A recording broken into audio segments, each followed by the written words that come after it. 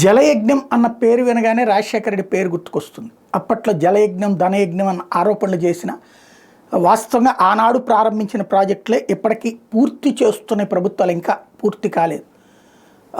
అవే పూర్తయి ఉంటే కనుక ఈ పాటికి ఆంధ్రప్రదేశ్ తెలంగాణ అంటే ఉమ్మడిగా ఉన్నటువంటి అప్పుడే సక్సెస్ అయ్యేది. ఇప్పుడు ఇంకా సక్సెస్ అయ్యి ఉండేది.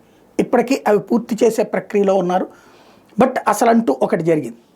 ఇప్పుడు చంద్రబాబు గారు ఒక కొత్త జలయజ్ఞం చేస్తున్నారు. కిందటిసారి పట్టిసీమ కట్టడం ద్వారా స్థిరీకరణ కాన్సెప్ట్ ఏదైతే కృష్ణా డెల్టాకి at the same time Godavari జలాలు కృష్ణకి అనుసంధానం చేయడం. ఇప్పుడు బనకచెర్ల ప్రాజెక్టు తీసుకెళ్ళి రాయలసీమకి ఇక్కడి నుంచి నీళ్లు పైకి తోడిపోయటం అనేటటువంటి ఒకటి. అది ఇంకా ప్రస్తుతం ప్రతిపాదనల దశలో ఉంది.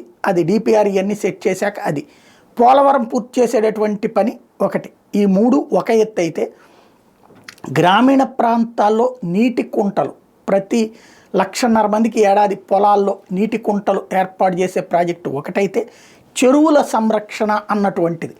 దీనికి ఉపాధి హామీ పథకాన్ని అంటే కేంద్ర ప్రభుత్వ పథకాలు ఇంతవరకు వాడి వదిలేస్తున్నటువంటి వాటిని ఒక బాధ్యతగా వాడటానికి సిద్ధమవుతున్నారు.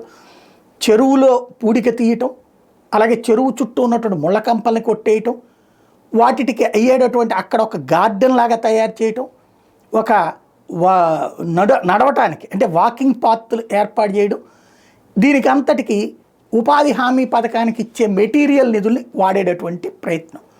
అట్ ద సేమ్ టైం కూలీలకి డబ్బులు కూడా ఉపాధి హామీ నుంచి ఇప్పించడం. ఇప్పటిదాకా ఉపాధి హామీలు ఒకప్పుడు కాంట్రాక్టర్లు డబ్బులు తినటం, వీళ్ళ పేరుతో తినటం జరిగేది. ఇప్పుడు డబ్బులు నేరుగా కూలీల అకౌంట్లోనే వేస్తున్న సందర్భంలో సద్వినియోగం చేస్తూ జలయజ్ఞం చేయబోతున్నారు చంద్రబాబు.